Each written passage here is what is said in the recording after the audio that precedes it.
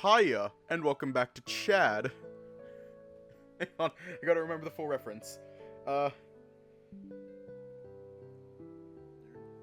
Chad, the last Chad Ussy. Just kidding. Hiya, and welcome back to Home Somewhere Else, the game that teaches us that... I don't know, it has been a while, it has been a month since we last played this game. It has been a little over a month. Yes, the one with the hat. Chad. Anyways, let's just hop right in. I'm curious to see what Toto has to say. Can we not make Chad Ussy a thing? Alright, let's make Chad Ussy a thing. My laptop does not like this game. As Toto whispers those words into your ear, an oppressive shiver creeps down your spine. Hang on, what was it? Hang on, let me go back. Let me go back a bit. Oh.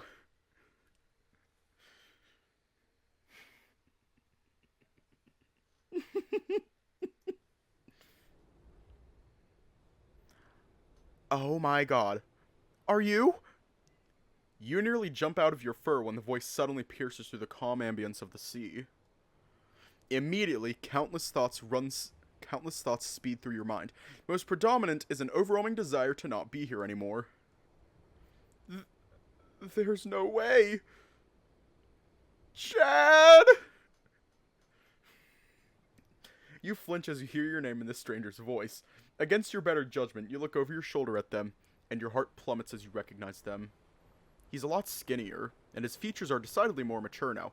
But this stranger is unquestionably Toto. His eyes shimmer with forming tears as he stares at you. Chad. You're... Chad, right? Chad Harmon?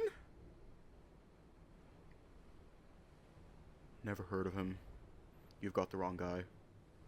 You turn your head back toward the sea, letting out a quiet sigh under your breath, convinced that that was all you needed to do to get out of this situation. Unfortunately, things are never that easy. No! No way, you have to be Chad. I've only ever known one Doberman with tusks. You can hear his footsteps as he walks closer. I can't believe it's really you, Chad. Where have you been? It's been 10 years! A part of you wants to keep denying it, but when you look back at him, that twinkle in his eye is enough for you to know that your chances of getting away with this ruse are slim to none. So instead, you opt to remain silent. What are you even supposed to say? After several moments, he sniffles, wiping his sleeve across his eyes to dry up the tears, and, when he looks back at you, he flashes you a warm smile. It's almost pitying, actually. Do you not remember me? I'm Toto. We were friends in school way back when. Remember? I remember, yes. His eyes light up even brighter as you give in, and before you know it, he's flung his arms around you. Who's the love interest? I think it's Fred.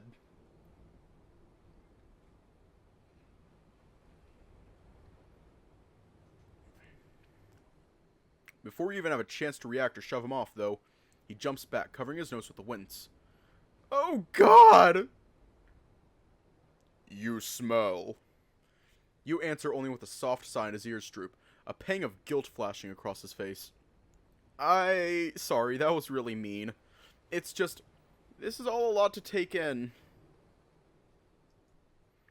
Where have you been for 10 years? Everyone thought you died!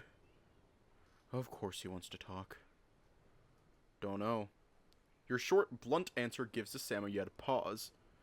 He stares at you for a bit, scratching at his cheek. Maybe he has amnesia, but he remembers me.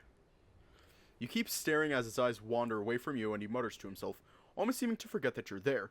His ears perk back up suddenly after a few seconds, though, and he looks back at you. Okay, I won't press you on it. Whether or not you do remember, I don't have any right to pry.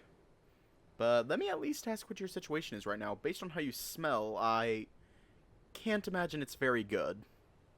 Your heart sinks. Whether out of despair or exasperation, you're not sure.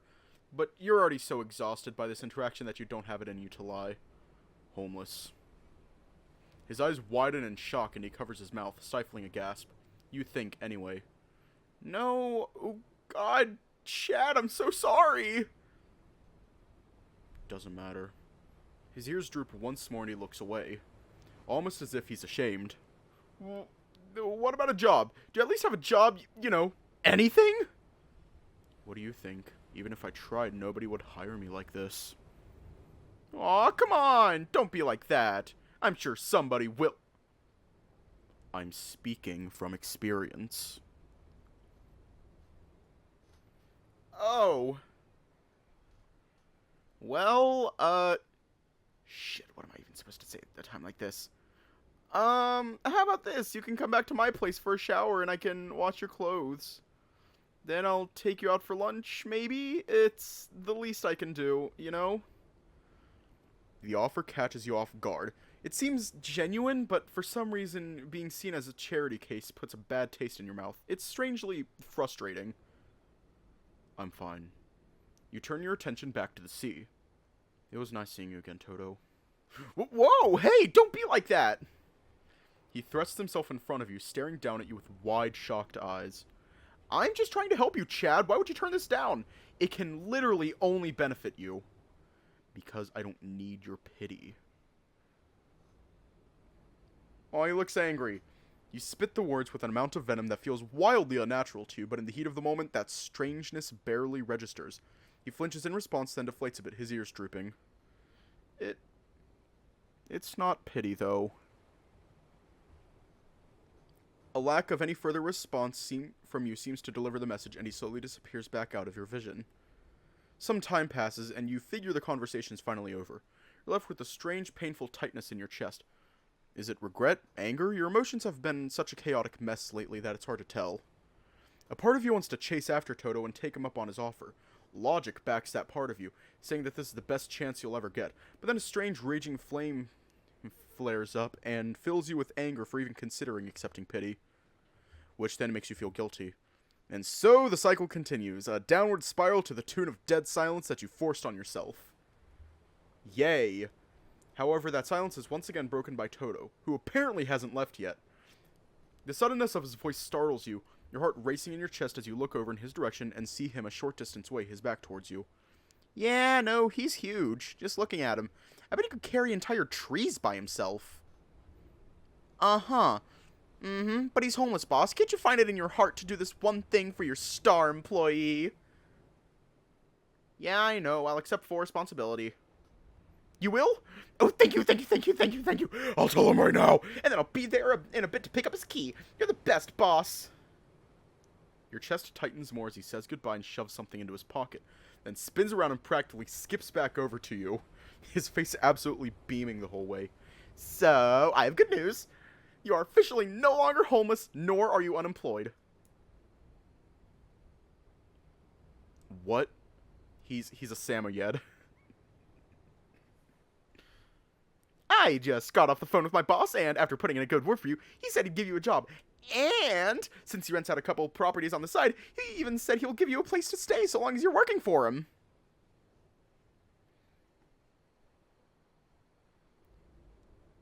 What? Oh, come on, don't look at me like that. This is exciting, Chad. I may not know what happened to you, but you can't tell me you aren't at least a little stoked your old pal Toto came in clutch for you. You have no idea what that means, but your brain isn't even offering any space to attempt to process it. Instead, the gravity of what he's saying is swirling in your mind. Why? Huh? Why what? Why would you do something like that for me, without asking? His grin widens, becoming nigh mischievous. It's distressing, actually. Because clearly you weren't going to accept my help if all I made was offers. And what kind of monster would I have to be to say, oh wow, hey Chad, you've been missing for 10 years and are now homeless? Man, that sucks. Anyway, good talking to you, see you around.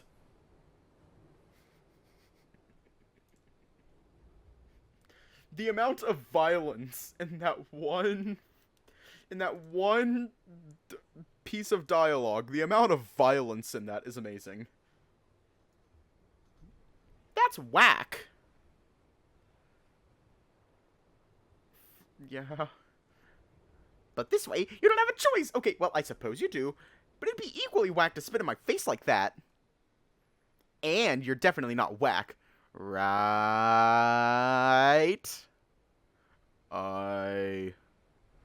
Your mouth suddenly feels very dry and it's hard to swallow. Your hands are shaking. This can't be happening. It must be a dream. But as you squeeze your eyes closed and open them up once more, expecting to see the alley where you've been staying, you find Toto still standing there, beaming at you. You want to punch him as hard as you possibly can. That alien rage inside of you is at a boiling point. How fucking dare you? I don't need your goddamn charity, you self-righteous scum. These thoughts terrify you. You don't want to feel like this, yet no matter how hard you try, it won't calm down. Yoo-hoo! Earth to Chad? I didn't break you, did I? His voice startles you out of your turmoil, leaving you almost dizzy as your composure slowly returns. Whatever hold that hanger had on you seems to have been broken, at least enough for you to be able to think clearly again. I promise this isn't a scam or an MLM or anything.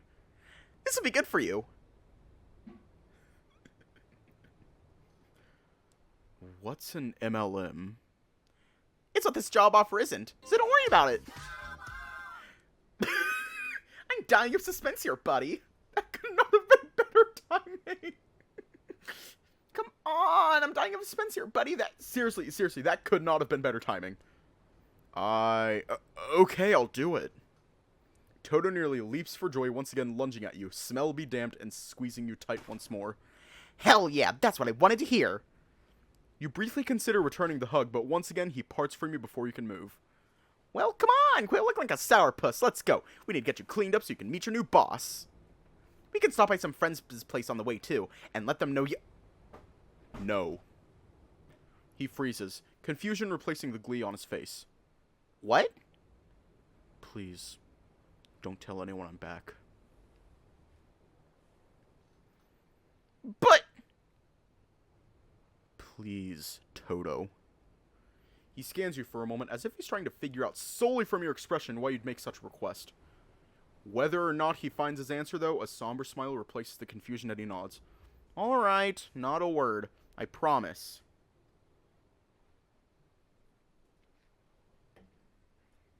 Hang on, I'll be right back. This entire situation is hilarious.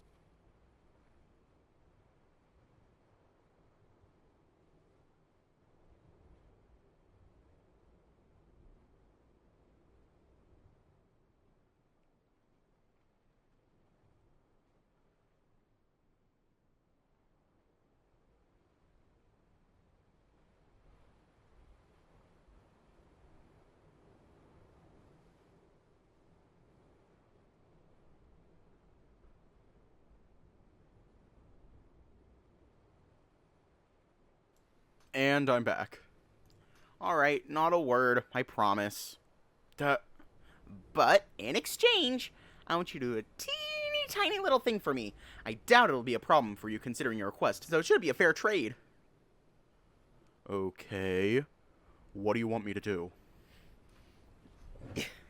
Hang on. He puts on his sweetest smile, grabbing your hand and giving it a firm squeeze, and then... Stay away from Frederick Kent.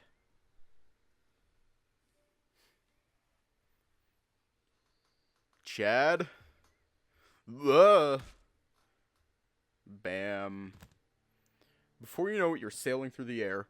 Mere milliseconds after the pain finally registers in your jaw, you slam into the ground, skidding through the dirt for a bit before coming to rest, dazed and spattered.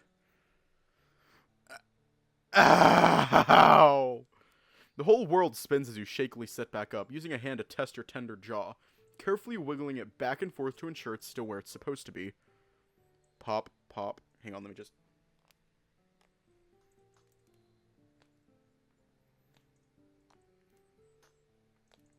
It's funny, because my wrists are able to make that noise.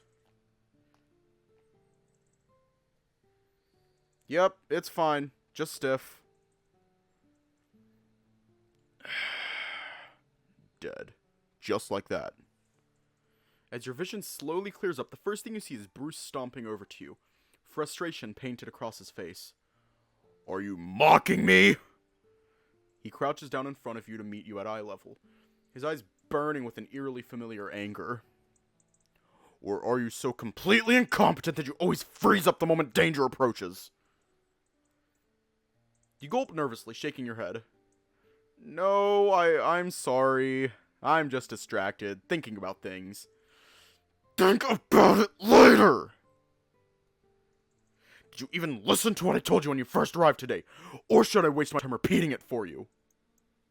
No, it won't happen again. Then repeat it to me. Huh?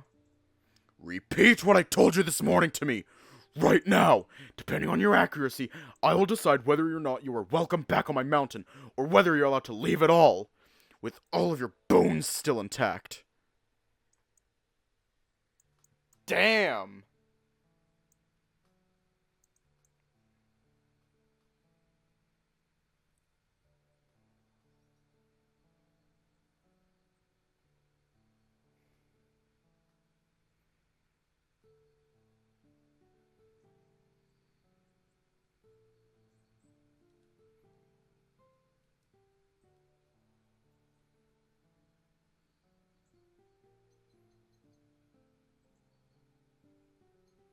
But I like my bones.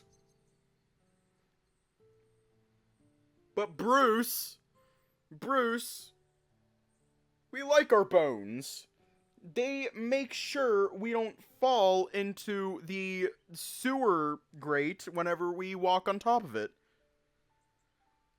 They make sure that we don't, go underneath the escalator. We need our bones. Can you, is there any way where we could possibly get it wrong and keep our bones? You shudder, letting out a shaky breath. He hasn't been this angry since the first time you came up here with Fred, a fact that even Mothawk seems to have picked up on. Boneless pizza. Oh no! Both he and Fred followed Bruce over to you, with Fred crouching down next to you to tend to your jaw. Mothawk tries to calm Bruce down with a gentle hand on his shoulder and soft pleas to settle down, but his glare remains steadfastly on you. You said... Uh-oh. Now that you've got a good grasp on your Zoma... You flinch as Mothawk's voice courses through your mind. And it takes a second for you to realize what he's saying. Once it registers, though, you begin to carefully repeat what he's saying. You said that now that I've got a good grasp on my Zoma, it's time for me to learn how to use it. That today we'd be sparring so you could get a good idea of what I know of fighting, since you specifically remember me having bad posture and footwork, and no critical thinking skills whatsoever. And, once you confirmed your suspicions that I suck, the objective was to give me the basics on how to fight and strategize. He remains staring intensely at you, his glare so harsh that you begin to panic, thinking you or Mothawk forgot something. Eventually, your silence pays off and he lets out a sigh, his expression softening somewhat. Just a bit. Good. It is with that in mind, then, that I trust you understand how absolutely infuriating it is for you to not even attempt to block or dodge. And on the first round, you let me kick you straight in the face without even trying. Sorry again. I've just got a lot on my mind. We all do, Doberman. It is rare that anyone goes into battle with a purely clear head. It is your responsibility to know how to shelve those thoughts aside and focus on the task at hand. Let this be your first, and at the moment, most important lesson. When you are fighting, Doberman, you are only fighting. Do I make myself clear? Crystal. Good. Now, back on your feet and into position. Try to actually put up a fight this time. Yeah, we can just drink milk. Without another word to you, he stands, then turns back to the field. He stops for a moment, leaning in close to Mothawk and whispering something into his ear? Queamy milk. Oh no. Whatever he says, it causes Mothawk to flinch, his antennae drooping a bit as he nods solemnly, returning to his position on the sidelines. Fred joins him a moment later, after you shoo him off, and you take a deep breath before moving back toward the center of the field, opposite Bruce. Bruce is right. I can worry about Toto later. As much as what he's got going on in his head bothers me, There's more important things to worry about right now. Taking up your position in front of Bruce once more, you put your fists back up and nod toward him. Alright, ready. He stares you down for a moment, then without much warning, lunges toward you. Your stance impulsively tightens. As he nears, he draws his arm back, then thrusts it towards your gut. However, the punch was comically telegraphed, so you dodge it easily with a hop to the side. Following through, you throw a punch of your own at his side, but he somehow manages to duck underneath it at the last second. Coming to an abrupt halt straight forward, he turns in place by twisting his feet into the dirt, lunging back towards you with a kick aimed straight at your midsection. With no way to possibly dodge it, you do your best to block with your arm, but the force behind it is too great and it sends you tumbling to the ground yet again. A part of you wants to just accept that as a defeat and give up, but some little voice in your head tells you not to. Following the velocity of your tumble, you intelligently roll and bounce back onto your feet, only having a split second to realize that Bruce is once again mere feet away. His fist slams into your gut, sending you back to the ground, for good this time. Thankfully, his assault ends with that last hit and he returns to a relaxed posture, staring down at you as you roll over and push yourself up onto your hands and knees. Yup! I suck! Ow! Honestly, you're better than I expected. Wait! What? You look over your shoulder to see him deep in thought. You move incredibly slowly and waste so much energy with unnecessary movements. Your emotions are telegraphed even more than my own, and I was intentionally doing that. Also, your balance is incredibly poor. So much so that you might have better footwork on crutches. And too impulsive, honestly. You could have countered me 3 separate times during that exchange. And the only option you tried was the worst option. Yet I did better than you expected? What the hell do you think of me then? You only got points for lasting as long as you did, with what is effectively 0 real combat experience to your name. All in all, woefully inadequate. But you aren't hopeless. Whoopee! You let out a long, exasperated sigh before flopping back over onto your back and staring at the sky dejectedly. And I was feeling so good about finally making progress with my Zoma, too. Man, this sucks. I suck. On your feet, Doberman. You let out a groan but comply, standing back up and dusting yourself off. I have a good idea of what we need to focus on now, but I'd like to go a few more rounds just to feel you out. Are you flirting with me? The slightest twitch of a smile and a laugh creep up at your joke, but the death glare from the tiger quickly banishes them back deep down inside of you. I want you to pay attention to how I move. From here forward, I am going to make an effort to explain what you're doing wrong each time we exchange blows. Then, assuming you are capable of listening to and following advice, by the end of the day you should be capable of lasting longer than a few seconds against me as I am now. Whoa, so then if I'm good at this training, I'll be as strong as you are soon? I suspect as much, yes. Awesome! You hear that, Fred? I'm gonna be... Of course, I'm not using my Zoma. I'm moving at a fraction of my usual speed, and I'm barely even putting any strength at all behind my blows. So... strong. Oh yes, you'll be strong enough to take on the line in a few decades at this pace. Do keep it up.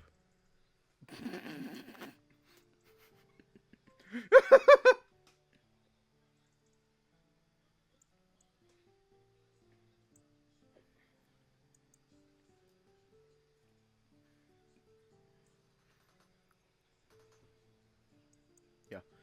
All of that bountiful wind is now completely gone from your sails, and that brief moment of optimistic respite has faded. Leaving you lying dead in the water, Fred jogs over and gives you a reassuring pat on the shoulder. Hey, don't let it get to you, man. Bruce is just being Bruce. Just pay attention to what he's saying and heed his advice. It's and time remember, to drink water. The objective here isn't to fully train you up It's to a time level to like drink mine. It's time to drink water. It's time to drink water. He is just here to give you a foundation to build up from, on your own. So, you know, don't get all sad when you don't walk out of here an expert at the end of all this, okay? Mothawk, whom you only just now notice, has also come over to check on you again, ponders for a moment before putting his hand up on his chin like Bruce does. Does he even have a chin? So, basically the objective is for us to learn how to learn, so we can learn better? I suppose so, yes. Oh, then that makes sense. Mothok applauds with joy. No, it doesn't, though. Why are these people so confusing?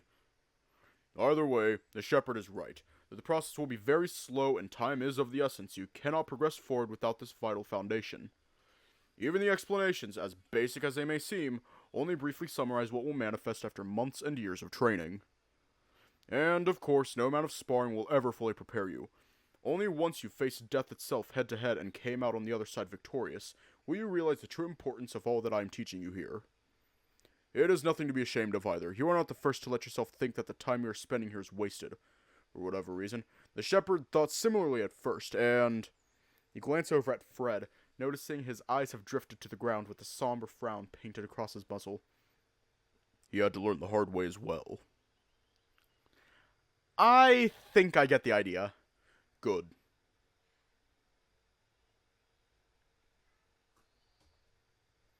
Alright, back in position. We're going to work on your balance first. On my way. With another deep breath, you get back into position, putting your arms up once more.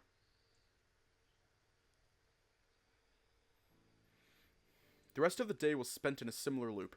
Bruce would kick your ass, all the while shouting at you about everything slightly wrong he could see about you. Your posture, your speed, the way your feet move, the way you throw your punches, everything. Through it all, you did your best to try and heed his advice, powering through the gradually mounting aches and pains. Eventually, the sun started to dip below the horizon, and Bruce calls it there. You aren't entirely sure if you actually made any real progress, and even though you try to gauge Bruce's expression to see what he thinks, it's impossible to read.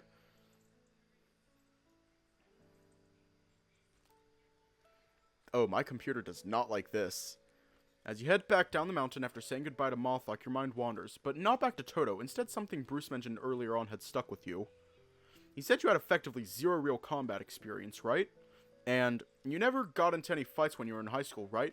You're so scrawny and your hand probably would have shattered if you tried to punch anybody.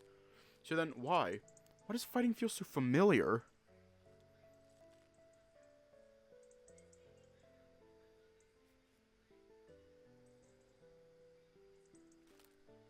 Before you and Fred parted ways with Jenny this morning, you had promised to meet on the park's bridge in the evening. Even considering Jenny's aggressively bipolar nature, it was still a shock to see her so excited to meet up for dinner, after how angry she was that morning. Either way, you and Fred both agreed wholeheartedly that missing this meeting would result in a tragic, painful death. So you both were eager to make it there not a single second past your agreed-upon meeting time of 6.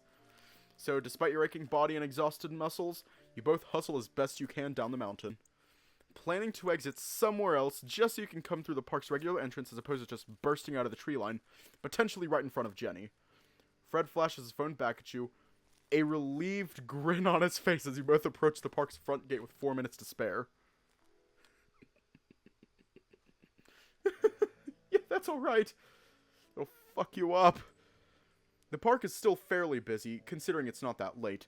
The guy who sold you Anthony or magic elixirs a while ago still has a shop set up nearby, and you greet each other as you pass. Although you can't help but wonder if he'd gotten any business from the poor cat since that morning. Maybe he's seen a side of a friendly Dusan you haven't seen? Hey, quit spacing out and let's go, unless you want Jenny to vaporize one of your ass cheeks.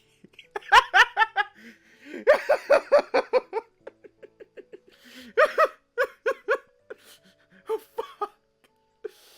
No! Not my ass cheeks! God damn it! God damn it! Hold on a goddamn minute. Hold on a fucking minute. Hold on a goddamn fucking minute. I'm gonna check something real quick.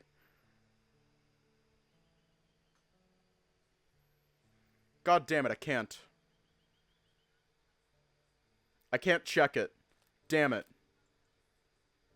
Hey, quit spacing out and let's go. Unless you want Jenny to vaporize one of your ass cheeks. No, I'm good, actually. Let's go. With Fred snickering smugly to himself, you both head into the park and make your way toward the bridge. Once you make it to the lake, you're able to spot Jenny leaning on the railing in the center of the bridge, though she's facing the other direction. Oop, target acquired. Stay close, I have an idea.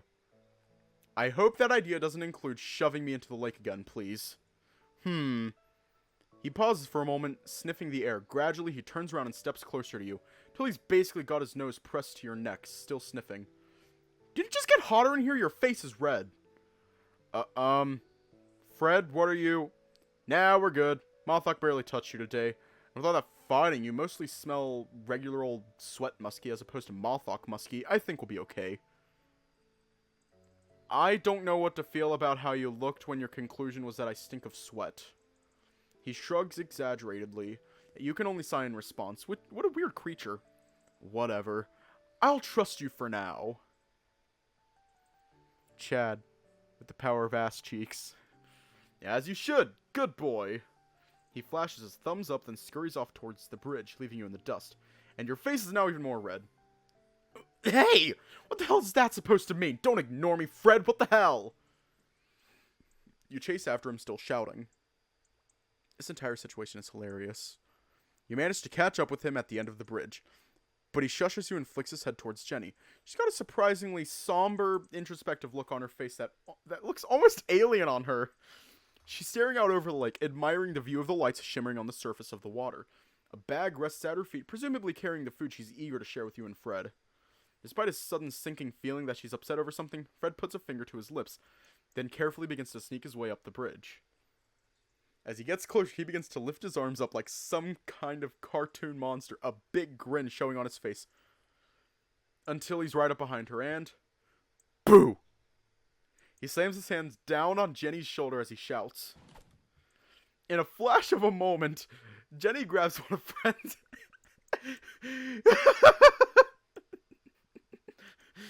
God damn!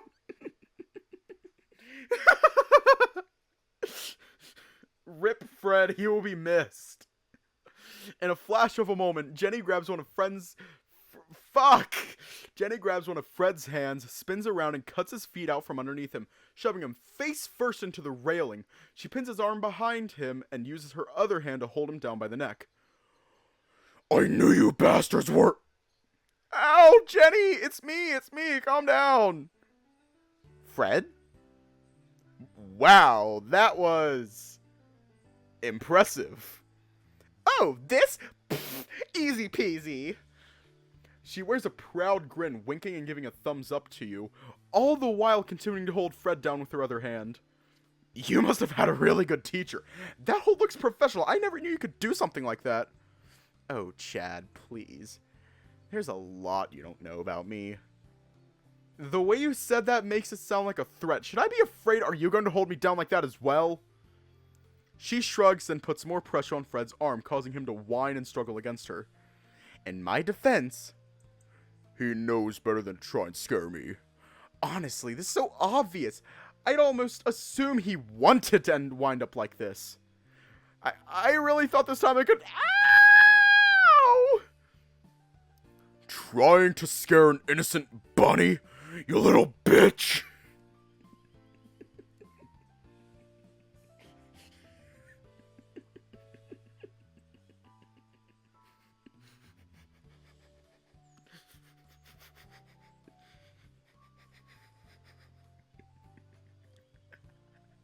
Her voice echoes out across the park, drawing a bit of attention from other people who are still out. It doesn't seem to bother her, though. If that maniacal grin on her face is any indication... Pfft, innocent... Ow! Ow! Ow! Who's your mommy, huh? Oh! She continues to apply more force to her grip. You are... She holds it for a moment longer, then releases him in an instant. Very proud of this result. Hey, yo, what did she just say? She is so mother.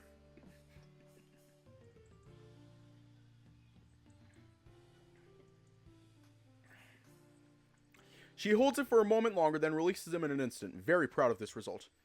Good. Fred slowly stands back up, tending to his assaulted arm with a wince while Jenny pockets her taser again. Ayo! And crosses her arms confident. She's going to fucking tase him!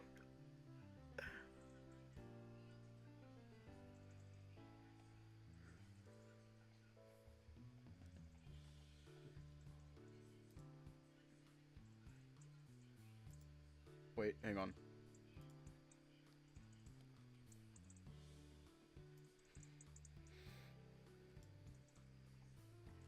No, hang on. Gotta do a whole thing.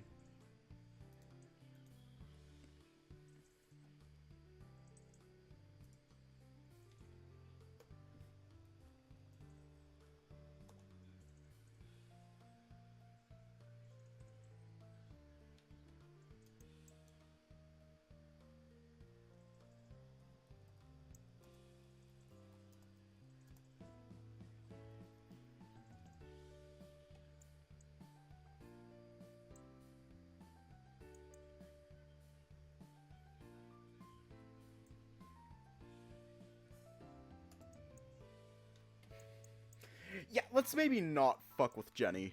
Ever. Maybe now you'll think twice before. Fred, with the semi-serious, I think, look on his face, turns around and punches Jenny in the shoulder with his middle finger's knuckle extended, seemingly nailing her right on a nerve.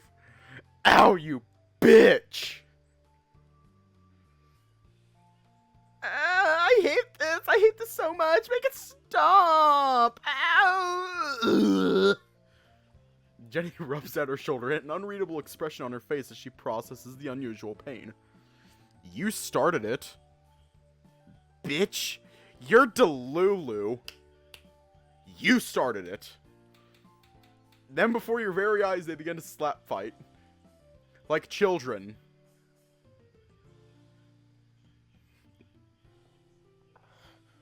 No, Chad, not like children.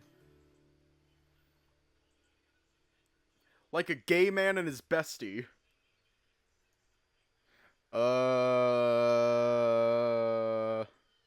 Is this like a normal thing between you two? Oh yeah, totally.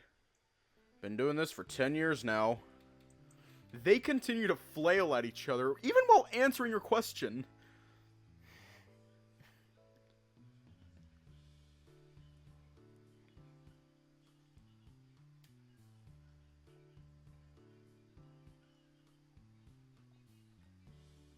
I mean, they're both adult.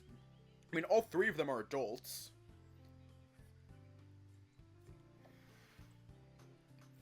But just, this entire situation is glorious.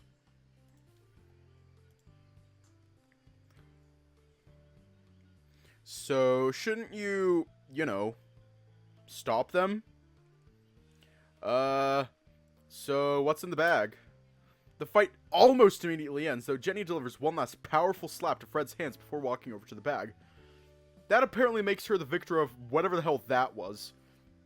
Oh, I got us some burgers from school. What the fuck?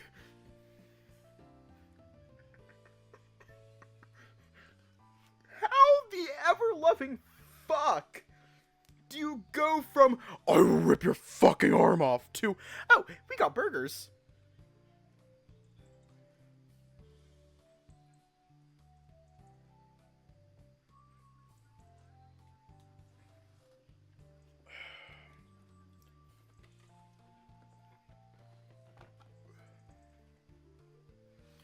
Burgers are the solution to everything, well, obviously. Seriously? Wait, really? Yeah! I didn't think you were serious. Item 1 on page 1 of the massive list of Jenny rules is that the more nonsensical and ridiculous it sounds, the more serious, blah blah blah. Let's say you make good use of the light we have left and enjoy these on the lookout. Hell yeah, I'm starving and I've never had those before, so I'm definitely in. That's the spirit, Muscle Dobby boy!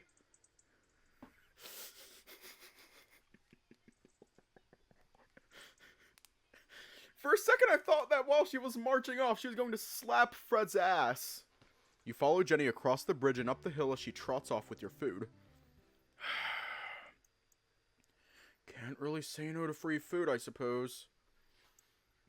Fred follows you both shortly afterwards.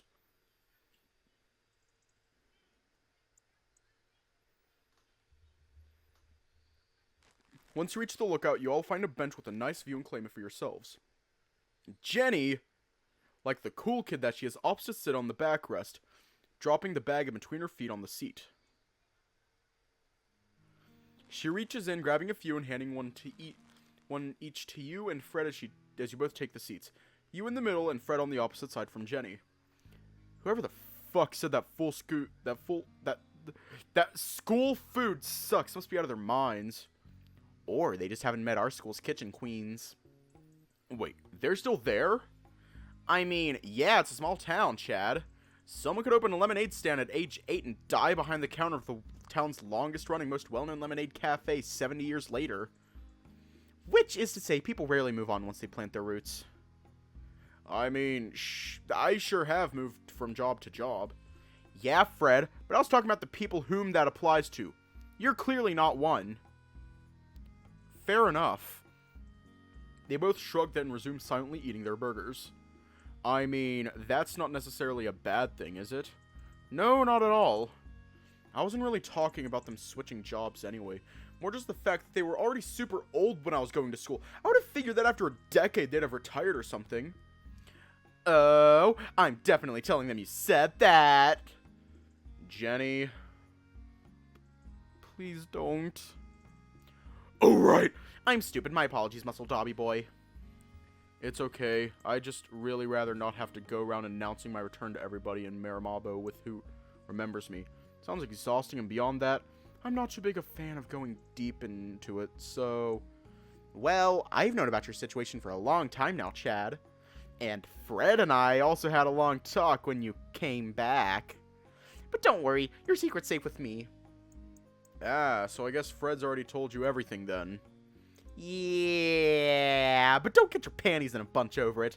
It wasn't that hard to find out for myself. Don't forget, I started going to that school the very next year. The wounds were still fresh and people were still talking. It was basically impossible for me to not hear about it.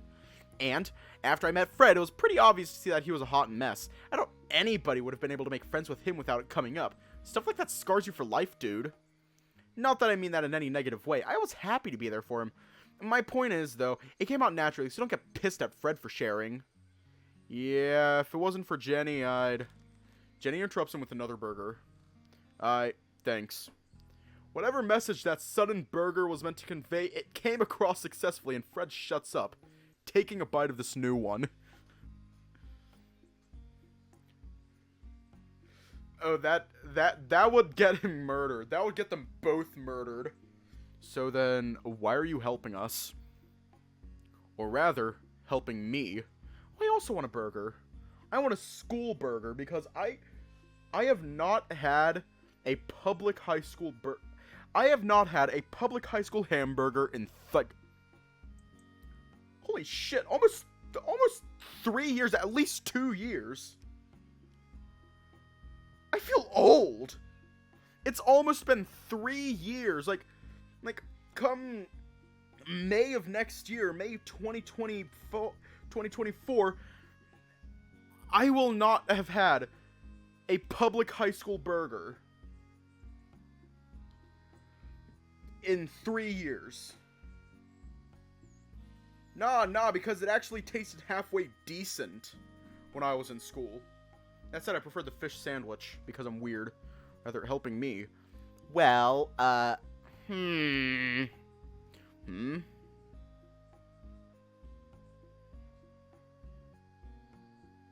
Fred's my best friend, you know. I'd do anything for him, and I know that he'd do anything for me. That alone is the reason enough for me. For 8 in your school. Well, I was eating the free school lunches.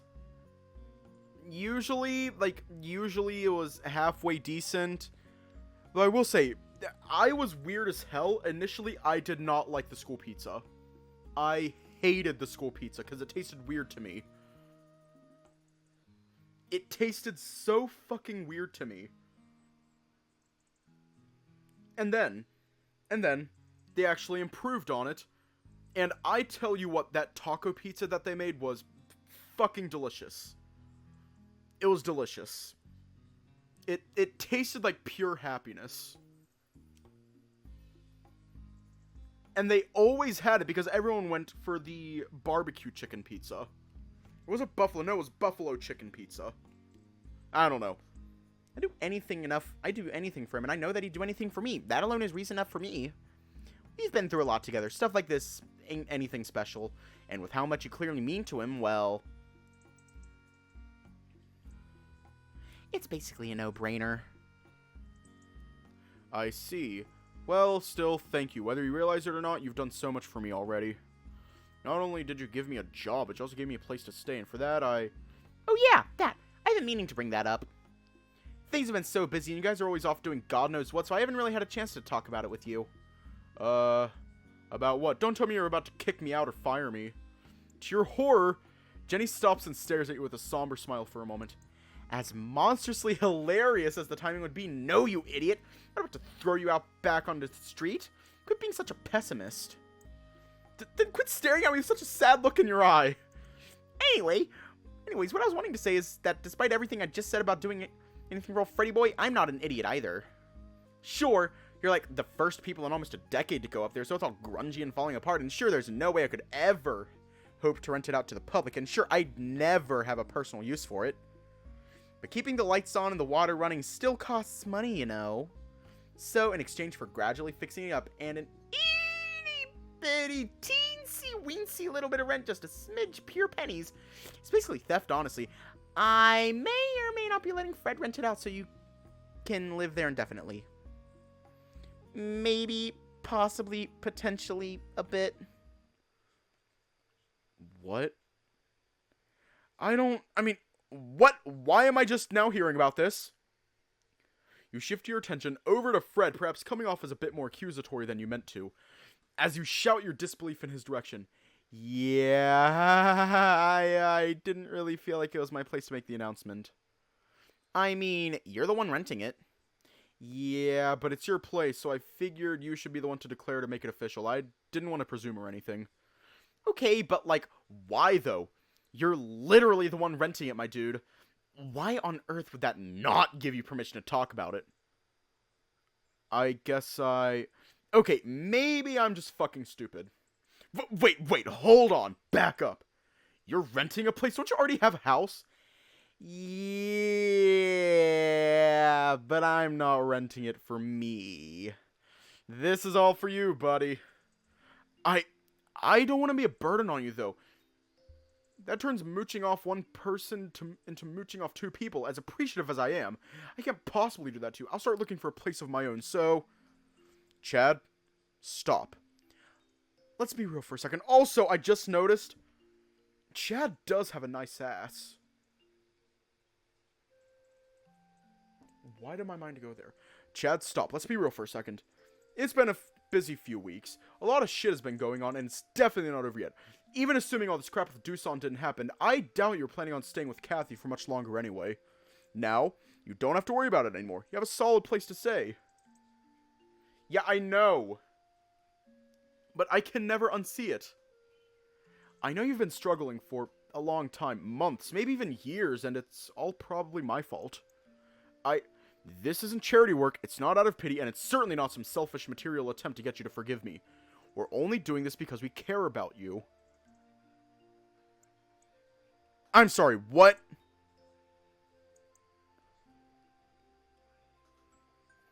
I really care about you, Chad. If there's anything that I can help you with, I will. And not just because I think I owe you something, even though I definitely do. I want to do this because, from my very core, I want to help my best friend. I've said it over and over again at this point, like a damn broken record, but I repeat myself because I mean it. You were there for me, so now it's my turn to be there for you. And I promise I will be. Always. It's a lot. You've done so much for you. What have you done in return? Your mind scrambles to find an answer, but the no response it comes up with makes your heart ache. It creates a confusing cocktail in your head. What could you possibly ever do? It feels like you're stuck in a cycle of being catered to with no way out. You don't have money, you can't even protect them when they're so busy protecting you. Your very nature demands that you do something, but no matter how hard you think, nothing but saying thank you comes up as a way to pay them back. It tears you apart inside. Your fist clenches in your lap as you look away. Confusion and guilt stealing your words as your friends look on with somber smiles. Here. She slips her hand into her pocket, which rattles noisily, almost like they're full of random junk. Eventually, after a bit of digging, she pulls out a set of keys attached to a cute little keychain, holding them out to you with a big, warm grin. I made a copy just for you. Enjoy your new place. Hopefully this is enough to remove some of that titanic weight from your shoulders, Muscle Dobby boy. Your face reddening and tears threatening to pour from your eyes, you shyly lift your hand toward her and she plops the keychain into your palm. Thank you, guys! Honestly! Thank you so much! You grip the keychain firmly, holding it close to your chest. It seems to radiate a comfortable warmth in your grasp. A warmth that spreads to your heart effortlessly. You resolve yourself to cling to this warmth and the kindness that brought it along with every fiber of your being. It's been so hard from the moment you made it home on that fateful day 10 years ago, all the way to right now. It's been so damn hard, but it's finally time for you to face the fact that you aren't dealing with this alone. Having someone to have your back really makes a difference, don't you think? We got you, fam! You can trust us, buddy. The sun sinks below the horizon, banishing all but the artificial light lining the park's paths from the world. Yet things feel bright and warm. Fred's hand affectionately lands on your leg, while Jenny gives your shoulder a reassuring pat. There's no way I'll ever be able to properly thank you guys. But I'll be sure to do my best to repay you for all this one day. I promise. Fred and Jenny smile and nod in unison, and things go quiet as you finish your burgers in comfortable silence.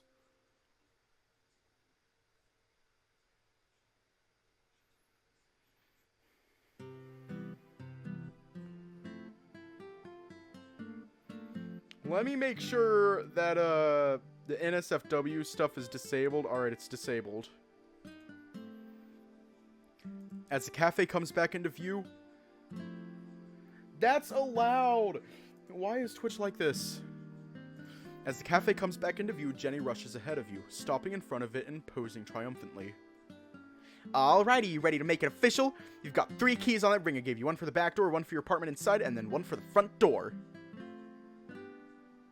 That also makes your employment super duper official now, so don't go losing it! And now, without further ado, stick that sucker in there and let this door know who's boss. Hell yeah! Get ready, door, you're gonna have to deal with me for a long time. Your heart flutters giddily as you approach the door, new keys in hand. Wait! Your sudden shout makes you jump, nearly dropping the keys. When you look back toward her, she's moved back a bit and is now holding up her phone.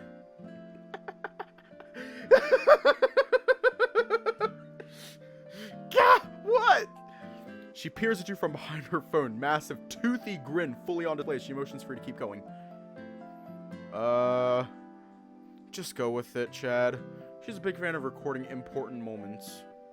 Well, sorry. I like to keep records of all my precious moments. It's like Big Granny Bunny used to say, your memories define you and your legacy. I'm making sure that legacy lasts. Damn it! So, you already know that you're going to go senile.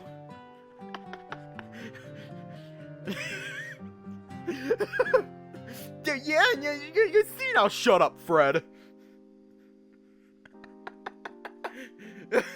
It's time to drink water. God damn it. It's time to drink water. Fuck! It's time to drink water. It's time to drink water. Jenny repeats what Fred just said in a mocking tone, then glares at him, all the while Fred laughs to himself, shaking his head. Anyways, no more distractions. Open the door already and make sure you give the camera a big smile and say screw homelessness or something.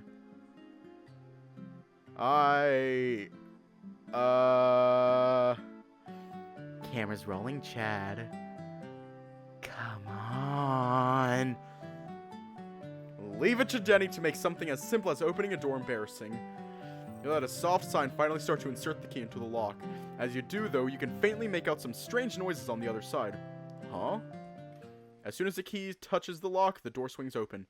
There's a moment of silence as all 3 of you look on in confusion, the dark interior of the cafe suddenly feeling incredibly intimidating. Still, something compels you to enter.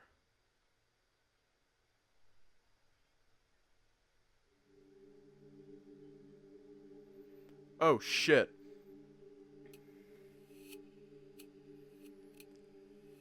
Men in black suits stand scattered around the cafe. They're nearly impossible to make out in the dark, but once your eyes adjust, you can tell that they've been busy. Tables and chairs lay shattered and broken in piles on the floor, boxes full of equipment and tools have been shredded and destroyed. The only things left intact are the bar and a single chair seated in front of it, both seemingly left in place solely for the comfort of one person. It's about time you showed up. I'm a busy man, you know. Ugh, this bitch. Hi, bitch. Hi, bitch. I'm going to beat you. I'm going to kick your ass. Wait, I'm weak as hell. I'm weak as hell.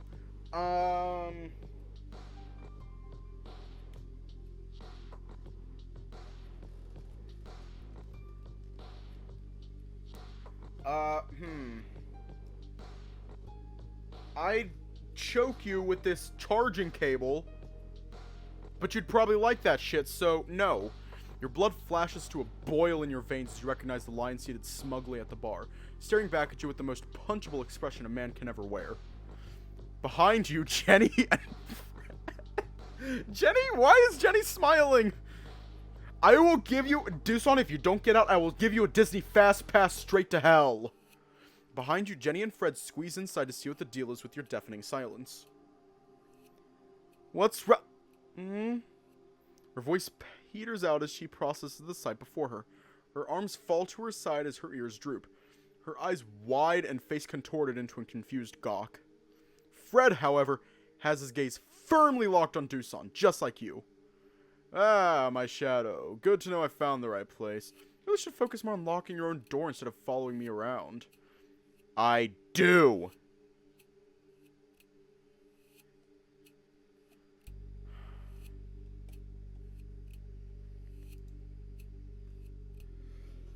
Just gonna wait for this ad to run.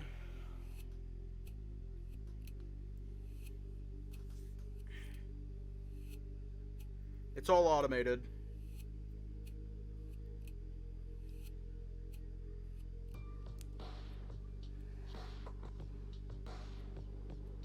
Oh, okay.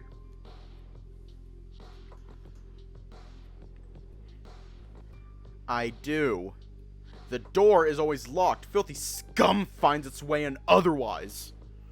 Well, it's unfortunate that you seem to have forgotten this time. Oh well. I wanted to send my regards. Having such an eager fan is rare these days. I thought maybe a gift basket or some wine would help celebrate the occasion, but, well, when we arrived, I realized that such niceties wouldn't match the aesthetic. It's such a shame. It really looked like this place was coming together. Accidents happen, I suppose. Accidents? Oh, sweetie. This wasn't an accident. That douchey haircut of yours, though. God, I hope so. The only thing more tragic would be if it was intentional, but surely nobody would ever willingly look like they only half committed to being a crappy anime character, yet still somehow thinks it makes them look cool. Well, you certainly have no creativity. I can think of much more tragic things. For example, take your poor family walking the streets to make a living for you. We know that accidents like this happen all over Marimabo. I wouldn't be surprised if your parents' farm is next. You motherfuck... Jenny! Fred grabs her shoulder and stops her, putting himself in between her and Dusan.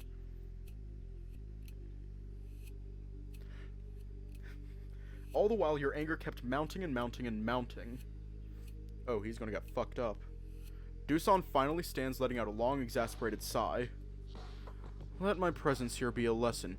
You are not sly. You are not creative. You are not sneaky. I know you've been tailing me, trying to stick your filthy noses into places they don't belong. Clearly you have no fucking idea who you're messing with. So let me spell it out for you, nice and simple. I do not like people messing with my business. If you can't mind your own, then I'll have to mind it for you. And we certainly wouldn't want that, now would we? Because when I mind other people's business, things happen. Certain things like, oh, I don't know, your brother suddenly picking up a cool new drug and winding up on the bad side of the wrong people. Or perhaps the shepherd's mother accidentally pricking herself with a needle that has the wrong medicine in it. Maybe Abnormal's father getting accused of... Do it! Your interruption actually catches Dusan off guard, and he stares at you in stunned silence for a moment. I couldn't give less of a shit about my father, so go on, do it! Make yourself feel like a big, tough man by ruining the lives of people around you because you aren't getting your way. You know, like real adults. Huh, 1 whole decade and you still haven't made your peace. That'd be impressive if it wasn't so sad. Oh, now you're the expert on happy family life, huh? Yeah, sure, keep fucking talking, I'm dying to hear what's next. Oh, do I have your permission? Then I will gladly take you up on that offer. Because you can glare at me and clench your fists all you want, but it doesn't change the fact that you aren't going to do shit. And just because you are determined to die alone and full of regret doesn't mean that applies to everyone. So for their sake, what do you say we make a little agreement? This Sunday, I have plans to take my lovely family for a nice walk in the park. Say around noon, we're going to have a picnic, enjoy the breeze and the sunshine, and just relax. And hey, since I'm such a nice guy, you guys are all invited. And to really sweeten the deal, I'll even let you bring a +1. Oh, but then again, you don't really have any friends to bring. Well, save for the hooded tiger, that is. He'd probably be your best bet, actually. Bet he'd help avoid any accidents from happening that day. To Thony and Kathy, specifically. All I am going to say is, and this is basic fucking common sense, leave children out of any fights you may have. Any fights you may have, I don't care how stupid or petty it is, you always leave children out of them. That is the bare fucking minimum. And clearly he isn't doing that. So clearly we need to fuck him up. By now, his words have stopped reaching your ears. Your fists are clenched as tight as your muscles will allow. A growl rumbles up from deep within your chest as you bare your teeth at him, taking a step toward him. Up, up, up! Easy there, Abnormal. My family outing isn't until Sunday, but that doesn't mean accidents can't happen before then. Fred grabs your shoulder, standing at your side and staring directly into your eyes. It's enough to bring you to your senses. And it's also a reminder that this isn't how Dusan is supposed to be, but the rage still boils within you. At least one of you understands the situation you're in. You bite your tongue as he smirks down at you. You're fighting with every fiber of your being to not lunge at him and tear him a new asshole on the spot. Jenny and Dusan's men seeing your Zoma be damned. One of his men approaches him, leaning in and whispering something into his ear before handing something over. Oh, right. Thank you for reminding me. Here, Abnormal. You left your trash in my home while you were taking advantage of my wife's generosity. He extends his hand out to you, and in his palm rests the framed picture of you and Fred that you've been holding onto for a while. Fred's eyes go wide as he recognizes it. You carefully close the distance to take the frame, but the moment you get close, Dusan's hand clamps shut, noisily crushing the frame and photo in his palm. Oh, now he's just being petty. Now he's just being petty. Can I fuck him up? Can I please fuck him up? Can I please send him to Jesus? Your hand drops back down to your side as his fingers open back up, dumping the shattered fragments of the frame and the shredded photo to the ground. Anyway, that should wrap things up. Let's get out of this dump. His men nod, slowly funneling out past you, with Dusan being the last one to leave, making sure to bump your shoulder with his as he passes. However, he stops just before he crosses the threshold. Oh, by the way, being granted a business license in Marimabo is contingent on having a fully functional in-operation establishment. As a part of the legal definition of in operation, the establishment must meet a certain janitorial and presentation standard, which this pile of rubble clearly does not. Honestly, it's a disgrace to real hardworking business owners in Marimabo. So, for their sake, unless you get this place fixed up by the end of the week, I'm afraid your application for a license won't make it through. And, let's be honest, you'll need good luck to keep the lights on in here without any income. Oh, screw that! That's bull and you know it! Ignoring her, Dusan crosses his arms, smugly raising an eyebrow as he scans the building behind you. Now that I think about it, though, the place looks pretty old, especially with your bills going unpaid. It could collapse at any moment. I'm sure that if the mayor got a good look at this place, he'd be more than eager to tear it down, as a matter of public safety, of course. But maybe I could be convinced to overlook all of that and even put in a good word for you. That way, we can assure that your license application actually has a chance. That is, assuming you actually show up on Sunday, and I'm not opposed to being bribed. With a tiger, perhaps.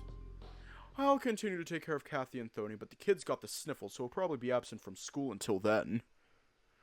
I look forward to your attendance at my little get-together, Chad. And with that, he leaves. It only takes a few moments for their footsteps to fade into the night, leaving you all to process in deathly silence. Your muscles are still shaking from how tense they are. Almost thoughtlessly, you reach down and pluck the tattered, crumpled photo from the small pile of debris that was once a photo frame on the floor. It takes some work, but you manage to mostly unfurl it. But the damage has been done. Looking down at this photo has always filled you with such an intense swirling cacophony of emotion. But now, you don't feel much of anything. Well, much of anything beyond hate, that is. Hatred for the man who knew exactly what he was taking from you when he crushed that frame, and he had the gall to revel in it. It quickly becomes overbearing, and in a desperate attempt to relieve yourself of that pressure, you hastily stuff it in your pocket. The world around you finally begins registering again, hitting you like a flashbang. The cafe, the tools, the material, the counter, the chairs, everything is destroyed beyond repair. You attempt to take slow, deep breaths to calm yourself down, but as anger subsides, the guilt creeps in instead. She had done so much for you. She's given so much. A job, a home, and because of you, everything she had worked so hard for is now destroyed. I'm sorry, Jenny. No, Chad, don't be. I've been through shit like this before, so I knew exactly what I was getting into. Which is exactly why we have this. She holds up her phone, tapping it. A moment later, well, you certainly have no creativity. I can think of much more tragic things. For example, take your poor family walking the streets to make a living for you.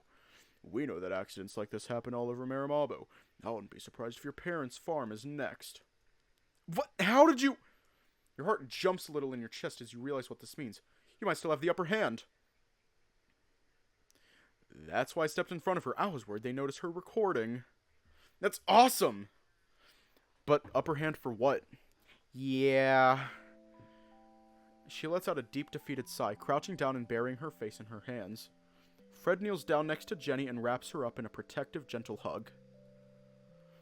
That small action breaks what's left of her facade, and slowly you begin to hear quiet sobbing from behind her hands. The guilt sweeps back in like a storm, and you're unable to shake the feeling that this is all your fault. You join Fred and Jenny on the floor, doing your best to comfort her by rubbing her back. It's the best you can do, although you're glad that they aren't really paying attention to you because the expression you're making must be awful.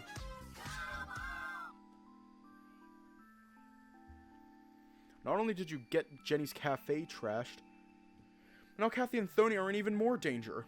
And for what? God damn it. Fred squeezes her closer, lightly stroking the back of her head as she sobs. It's a familiar gesture, one that you've felt numerous times before. You know its meaning all too well. I've got you. This probably isn't the first time Fred's done this for her either, as it seems to soothe her. Gradually, her sobbing begins to quiet down. There. There's no need to be upset. It wasn't a total loss. Totally roasted him in front of his own men. Pretty sure I saw one stifle a laugh. Pfft. To your surprise, Jenny goes quiet, slowly pulling her face back up out of her hands. I sure did, didn't I? You sure did, girl. I would have kept going too, but somebody decided to stop me. Oh, believe me, I know you would have, but they would have noticed your phone. Yeah, I guess. Either way, now those guys are going to be talking about it, and it'll spread like wildfire. Here's hoping his subordinates start seeing him as a joke, too. Fred nods, getting back up to his feet and extending his hand down for Jenny. You mirror his actions, putting on your best smile down at the flustered bunny. She does her best to return it, taking both your hands and allowing you both to lift her back up. Thanks, guys. I don't know what I'd have done if you weren't here. I doubt he would have hurt you. He's clearly got an ulterior motive, and even though his haircut is stupid, he isn't. He is fully aware of how valuable a bargaining chip hostages can be. No doubt he knows that. If he hurt you, all bets would be off. He's fucking lucky the bet is still on as it is. Yeah. Sorry to randomly switch the topic like this, but something's been bothering me. How do you know that we would be out all day today? It's not like I have a routine or anything. You're absolutely sure you haven't been following any set patterns? Yeah, I made sure to mix up my following patterns and sporadically return home every now and again to throw off the scent. Nobody should ever have known I was following him. Yeah, thing is, Dusan's a powerful man. It's not hard to believe that he has eyes and ears everywhere. And I genuinely mean no offense by this, but there's no way your sleuthing skills could have matched up to the men whose jobs are to be sneaky. Don't worry, none taken.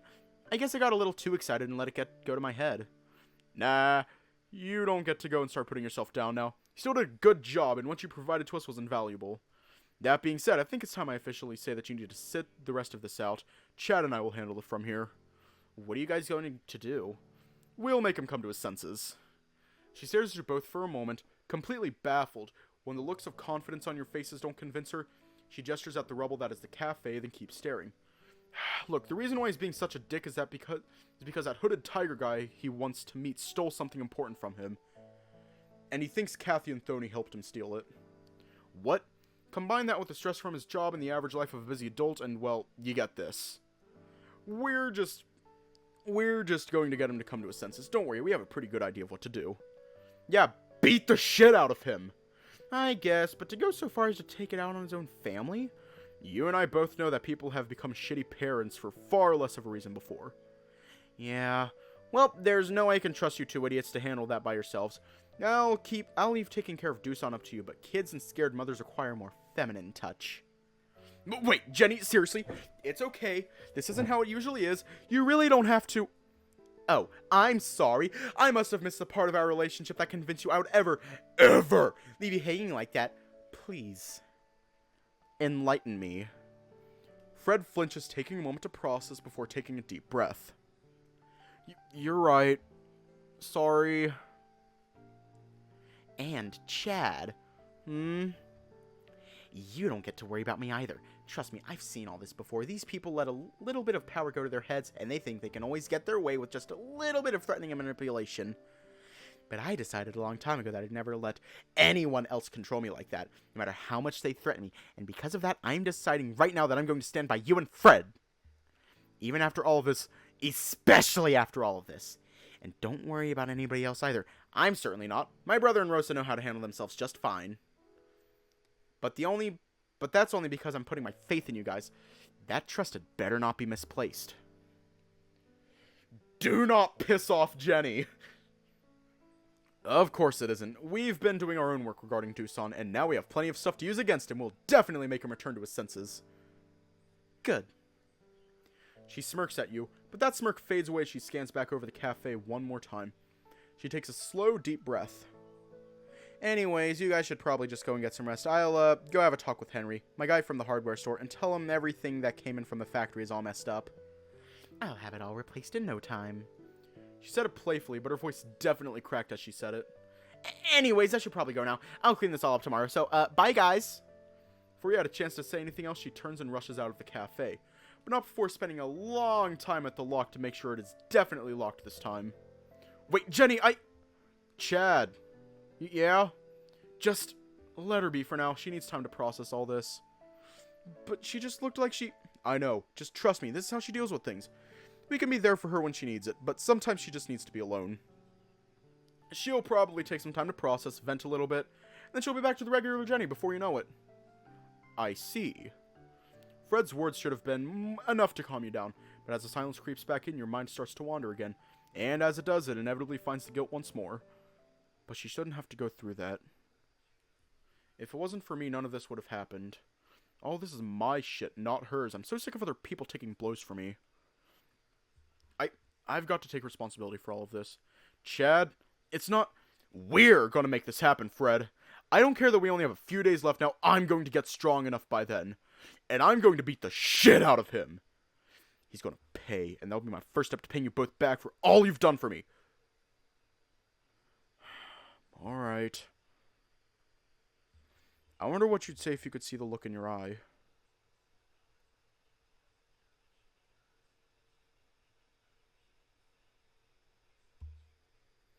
Ah! Fuck. God damn. Ah, my back. That was amazing. That was so amazing.